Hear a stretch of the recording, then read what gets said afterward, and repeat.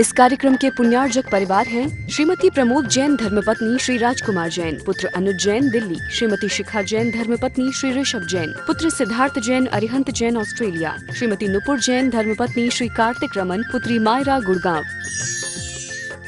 सोहनलाल सरोज देवी सेठी, आशीष निशा सेठी, रियान सेठी, अभय, सारिका, अतिशय लोहाड़िया, पारस, मोनिका काला, नायशा, जोरहाट, असम। श्री प्रकाश चंद, श्रीमती पद्मा सेठी, भोपाल मध्य प्रदेश, श्री सुरेश, श्रीमती कमला चांदीवाल, जलगांव। डॉक्टर तेज कुमार सौगानी जी की पुण्य स्मृति में धर्मपत्नी डॉक्टर अचला सौगानी, सुपुत्री महिमा सौगानी, श्रीमती मोनिका जैन धर्मपत्नी सुपार्श्व जैन, श्रीमती प्रियंका जैन धर्मपत्नी अमित जैन, पार्णिका पार्श्वी देशना, बड़े भ्राता श्री माणक चंद एवं सौगानी परिवार, 8 अंबिका कॉलोनी, सांगानेर, जयपुर। श्रीमती अनंतमती जैन धर्मपत्नी श्री अशोक कुमार जैन, पुत्र गौरव जैन, वैभव जैन, पुत्र वधू स्वाति जैन, सुपौत्री प्रत्युषी जैन, नेहरू नगर, गाजियाबाद। सुशीला बंडी की पुण्यतिथि की स्मृति में प्रवीण चंद बंडी, सूर्यकांता बंडी, सुरेश बंडी, उषा बंडी, प्रमिला पाडलिया, मंजुला शाह, बसंतमाला दोषी, Mangla Gulati. Shri Parasnath re rolling mills limited, Durgapur 1, Vardhaman, Paschim Bengal. Amita Jain, wife of Anil Kumar Jain, Sangeeta Jain, wife of Vipin Kumar Jain. Shri Shreyansh Kumar Jain, Shrimati Santosh Jain, Kanpur, Vipul Jain, Aradhana Jain, Parul Jain, Gurgaon, Atul Jain, Purnima Jain, Suchit Jain, Aryan Jain, Noida. Shri Digambar Jain, Mahila Shastra Sabha, Suryanagar, Ghaziabad. Nishant R Shah, Aarti N Shah, Ananya N Shah, Veer N Shah, caterpillar science private limited, Ahmedabad. Bharat Kumar Chimanlal Shah, Geetaben Bharat Kumar Shah, Raunak Bharat Kumar Shah, Mitali Raunak Shah, Devesh Bharat Kumar Shah, Foram Devesh Shah, Moksh Devesh Shah, वृष्टि हेतवी, निजामपुरा, बड़ोदरा। माणक चंद, कमला देवी, राकेश, नीतू, ऋषभ एवं आयुषी मुशरफ, B123, सेठी कॉलोनी, जयपुर, राजस्थान। जय जिनेन्द्र। 8वीं है काम मुके, 8 गुण अणुव में सिद्धे, 8म पुड़विण विठे, निठिय कजेय वंदिमो नित्यम। पंच परमेष्ठी भगवान की जय। पिछली ज्ञानशाला की कक्षा में जो हमने पढ़ा चारित्र का, उस वर्णन के पश्चात जिसमें प्रथम अधिकार वहां समाप्त हुआ, जिसका नाम था रत्नत्रय अधिकार। आज से, आज की इस ज्ञानशाला की कक्षा से हम दूसरा अधिकार, जिसे उपयोग अधिकार नाम दिया गया, उसे हम प्रारंभ करते हैं। आचार्य भगवान कुंद कुंद स्वामी महाराज के समग्र साहित्य में उपयोग से संबंधित जो गाथाएं लिखी है, उनमें से मुख्य मुख्य गाथाओं का यहाँ पर संकलन किया गया है और उस उपयोग अधिकार में सर्वप्रथम द्रव्य गुण पर्याय की यहाँ पर चर्चा की गई है, जिसे हम समझते हैं। पज्जय विजुदम दौवम, दौव विजुत्ताय पज्जयाणत्थि, दोर्णम अनन्न भूदम, भावम समणा परोविमति। द्रव्य, गुण और पर्याय, इन तीनों में से इस गाथा में आचार्य भगवान सबसे पहले द्रव्य और पर्याय की चर्चा कर रहे हैं। आइए समझते हैं। पज्जय विजुदम दौवम, पज्जय अर्थात पर्याय, विजुदम अर्थात वियुक्त रहित, दौवम अर्थात द्रव्य। पर्याय से रहित द्रव्य और दौव विजुत्ता यह अर्थात और, द्रव्य से वियुक्त, द्रव्य से रहित, पज्जया अर्थात पर्याय, नत्थी नहीं होती है। क्या मतलब? पर्याय से रहित द्रव्य नहीं होता है और द्रव्य से रहित पर्याय भी नहीं होती है। तो क्या होता है? दोर्णम अनन्न भूदम, दोर्णम अर्थात जो दोनों हैं, दोनों कौन कौन? द्रव्य और पर्याय। ये कैसे हैं? अनन्य भूदम भावम, अनन्य भूत स्वभाव वाले हैं, अर्थात अन्य भूत अर्थात अभेद, एक, जो एक दूसरे के बिना नहीं रह सके, ऐसे स्वभाव वाले हैं। ऐसा समणा अर्थात मुनि महाराज परुविमति कहते हैं। ऐसे आचार्य भगवान शास्त्रों में बहुत स्पष्ट कहते हैं, पर्याय के बिना द्रव्य नहीं और द्रव्य के बिना पर्याय नहीं होती है। द्रव्य और पर्याय ये दोनों अनन्यभूत स्वभाव वाले हैं, अभेद स्वभाव वाले हैं। जहाँ द्रव्य है वहाँ पर्याय होगी ही होगी, जहाँ पर्याय है वहाँ द्रव्य होगी ही होगी, ऐसा हमें समझना चाहिए। ये दोनों एक स्वभाव वाले हैं, दोनों में कोई अंतर नहीं है। इस प्रकार आचार्य भगवान शास्त्रों में द्रव्य और पर्याय के संबंध में कहते हैं। भैया जी, गाथा का समझ में नहीं आया, थोड़ा और स्पष्ट करें। दो चीजों की यहाँ पर आचार्य भगवान ने चर्चा की, द्रव्य और पर्याय।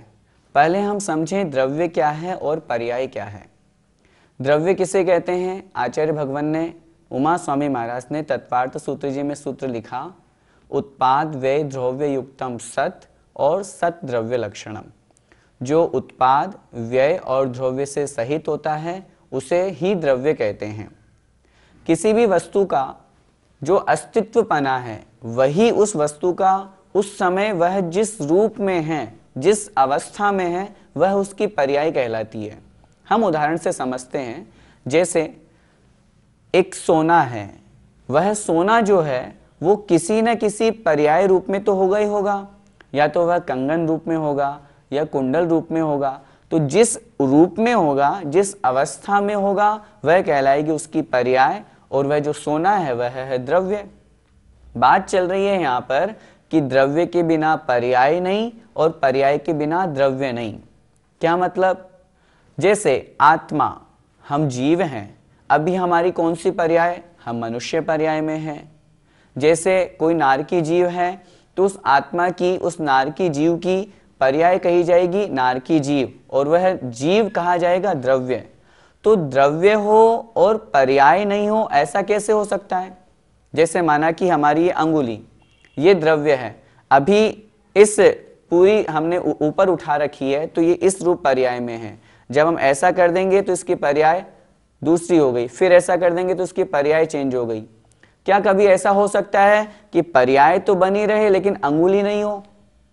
अर्थात पर्याय तो हो लेकिन द्रव्य नहीं हो। या कभी ऐसा हो सकता है कि द्रव्य तो हो और कोई पर्याय नहीं हो? कभी नहीं हो सकता। इसलिए आचार्य भगवान ने यहाँ बहुत स्पष्ट लिखा, उत्पाद, नवीन पर्याय की उत्पत्ति को उत्पाद कहते हैं, पूर्व पर्याय के विनाश को व्यय कहते हैं। लेकिन इन दोनों अवस्थाओं में जो हमेशा बना हुआ है, जो द्रव्य रूप में है, नित्य है, उसे कहते हैं द्रव्य। जैसे यह एक पुस्तक है, पुस्तक जब तक है वह पुद्गल द्रव्य अभी पुस्तक के रूप में है।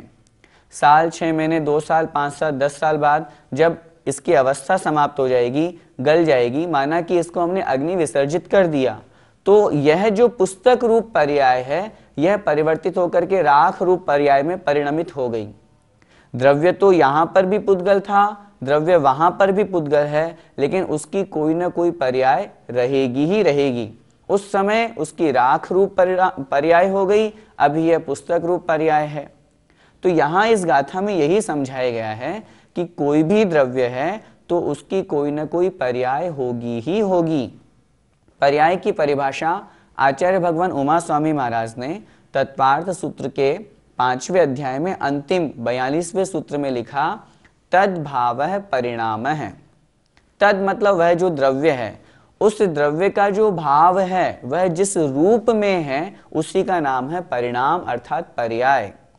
कोई सा भी द्रव्य, हम पुद्गल द्रव्य की बात करें, यह जो पेन है, यह पेन अभी पुद्गल द्रव्य इस पेन रूप पर्याय के रूप में है। यह पेन रूप में है, इसीलिए यह पेन उस पुद्गल द्रव्य की पर्याय हो गई। तो द्रव्य और पर्याय दोनों हमेशा साथ में होगी ही होगी। आप खूब चिंतन करें, मुझे एक भी ऐसा एग्जाम्पल बताओ जो द्रव्य तो हो लेकिन पर्याय नहीं हो। ऐसा कभी हो ही नहीं सकता। सिर्फ जीव और पुद्गल नहीं, किसी भी द्रव्य के साथ नहीं हो सकता।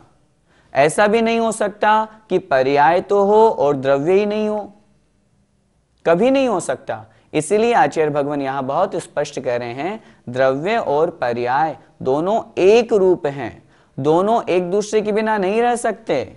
जहां द्रव्य होगा वहां पर पर्याय होगी ही होगी, और जहां पर्याय होगी वहां निश्चित रूप से द्रव्य होगा ही होगा। भैया जी, यहाँ पर अनन्य रूप अनन्य भूत से क्या समझा जाए? अनन्य भूत, अन्य भूत, अन मतलब नहीं है, अन्य मतलब दूसरे स्वरूप, अर्थात जो अन्य रूप नहीं है, भेद रूप नहीं है, अलग अलग नहीं है, एक ही है, एक ही स्वरूप वाले हैं, अर्थात जो एक दूसरे के बिना नहीं रह सकते, उसे कहते हैं अनन्य भूत।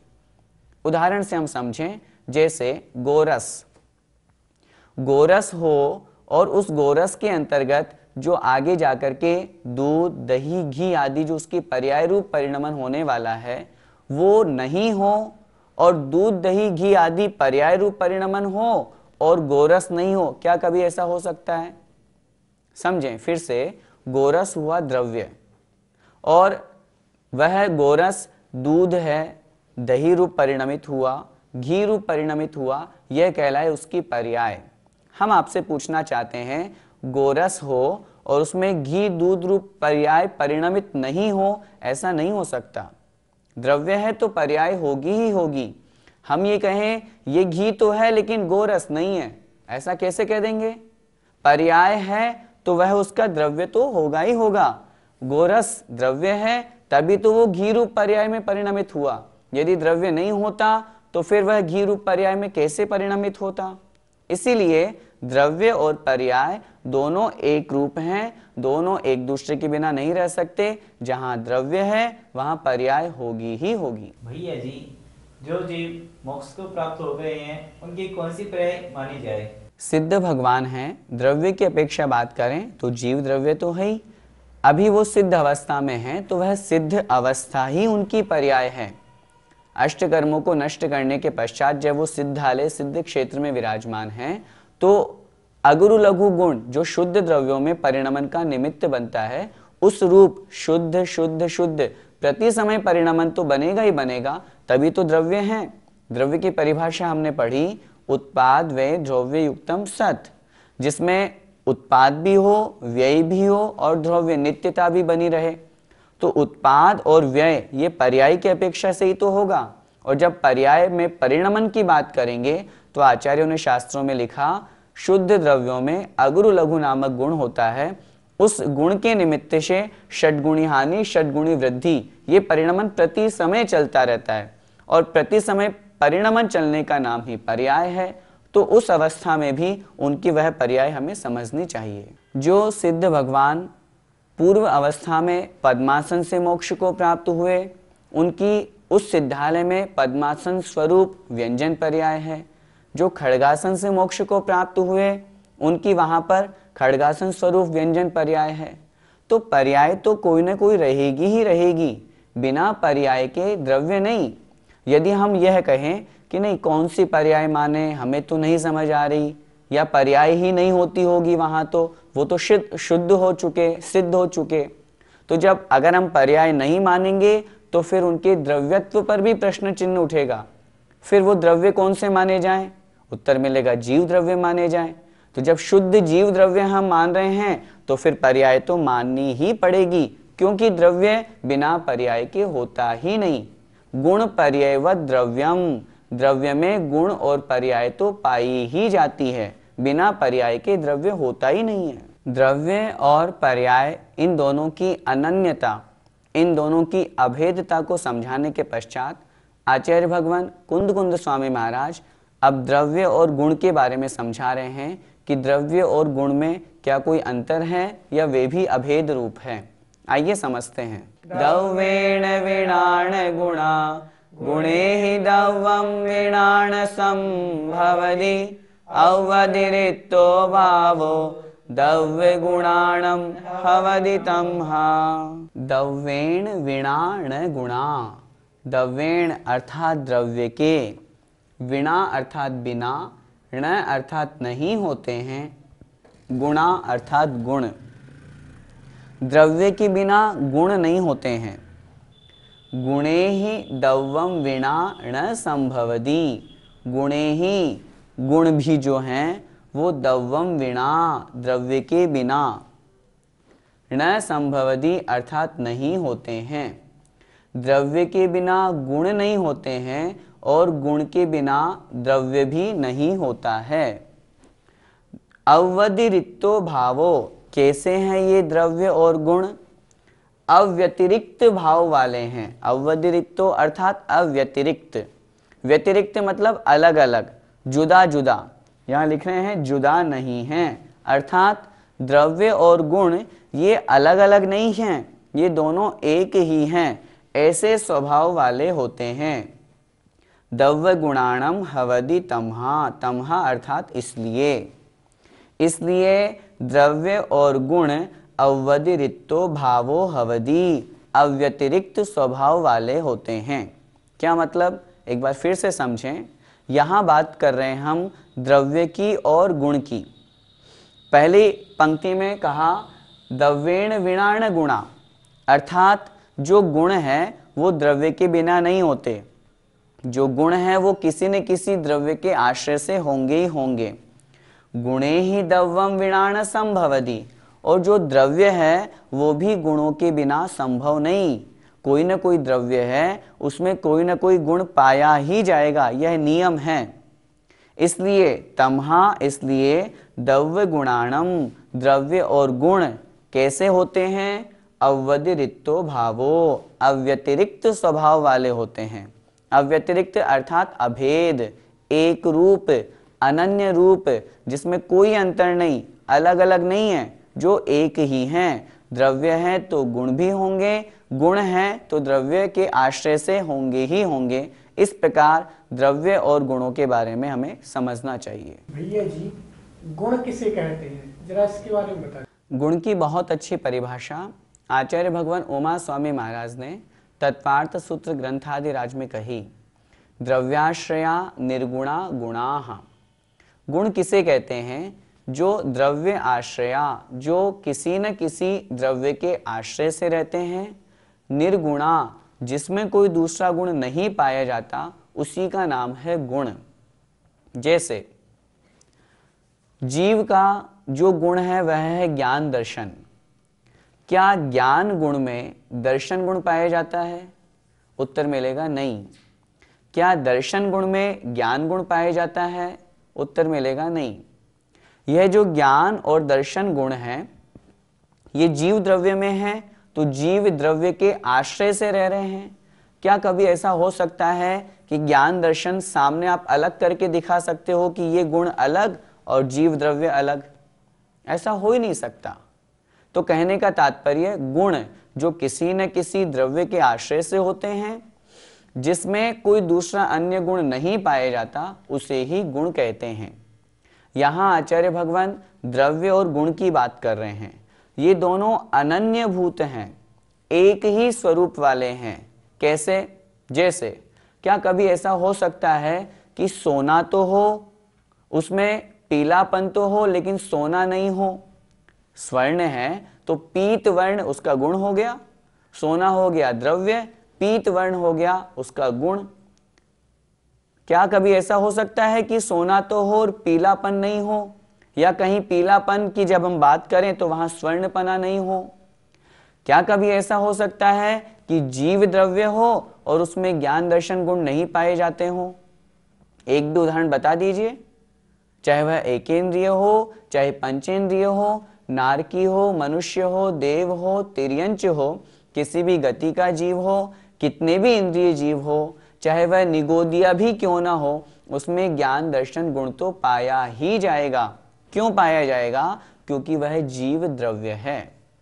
तो जहां द्रव्य है वहां गुण होंगे ही होंगे, और जो गुण हैं वो किसी न किसी द्रव्य के आश्रय से रहेंगे ही रहेंगे। इस प्रकार समझना चाहिए। भैया जी, गाथा में द्रव्य और गुण तो समझ में आ गए, लेकिन अब ये अव्यतिरिक्त भावों से हमें क्या लेना चाहिए? आपने द्रव्य और गुणों को समझ लिया। उन द्रव्य और गुणों का एक रूप होने का नाम ही है अव्यतिरिक्तो भावो, अर्थात अव्यतिरिक्त होना, अलग अलग नहीं होना, जुदा नहीं होना, उसी का नाम है अव्यतिरिक्तो भावो। उदाहरण से हम समझें। हम आपसे कहें सोना सामने रखा हुआ है, भैया एक काम करो, मुझे इसमें से पीलापन दे दो। सोना तुम रख लो, मुझे तो सिर्फ पीलापन दे दो। तो आप क्या बोलेंगे? नहीं दे सकते। कैसे देंगे?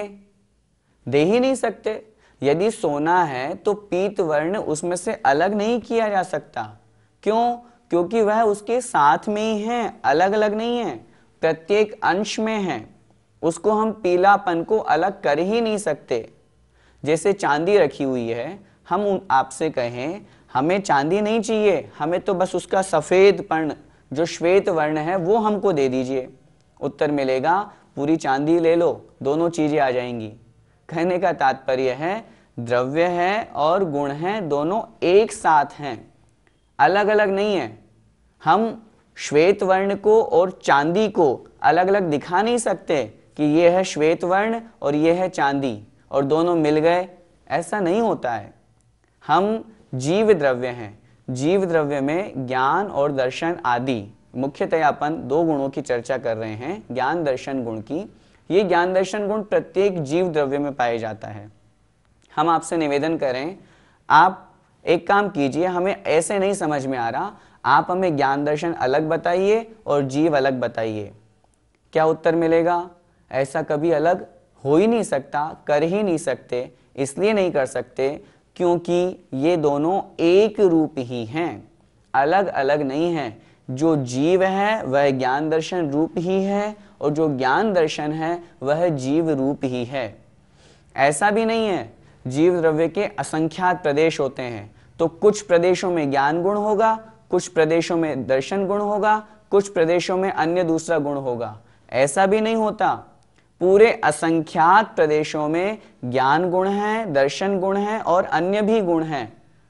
एक प्रदेश हमने अलग कर दिया और कहा ज्ञान गुण हमने ले लिया, शेष में नहीं रहा, ऐसा नहीं होता है। इस प्रकार बहुत स्पष्ट अपन समझें, चाहे जीव द्रव्य हो, पुद्गल हो, धर्म अधर्म, आकाश काल, कोई सा भी द्रव्य हो, उसमें जो गुण पाया जाता है वो अव्यतिरिक्त है, अलग अलग नहीं है, बिल्कुल मिले हुए हैं, एक रूप ही हैं और यही द्रव्य और गुण की विशेषता होती है। भैया जी, हमें द्रव्य गुण और पर्याय में क्या संबंध समझना चाहिए? संबंध तीन प्रकार के होते हैं, संयोग संबंध, संश्लेष संबंध और तादात्म्य संबंध। संयोग संबंध अर्थात जैसे हम हैं और हमने अंगूठी पहनी, जब चाहा मन उतार दी, अलग कर दिए, कपड़े पहने अलग कर दिए, संयोग हुआ और वियोग हो गया, इसका नाम है संयोग संबंध। दूसरा है संश्लेष संबंध, जो हमारी आत्मा का और कर्म का है, अर्थात एक क्षेत्रावगाह जहाँ संबंध होता है, जहाँ आत्मा का प्रदेश है, उसी प्रदेश पर पुद्गल कार्मण वर्गणा का जो कर्म रूप है वह भी विद्यमान है।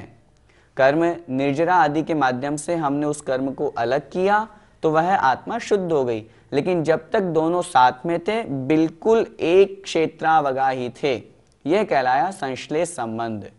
तीसरा होता है तादात्म्य संबंध, जो कि गुण और गुणी का, जिसकी हम चर्चा कर रहे हैं, द्रव्य गुण और पर्याय इनका पाया जाता है, जो एक रूप ही रहते हैं, अलग हो ही नहीं सकते।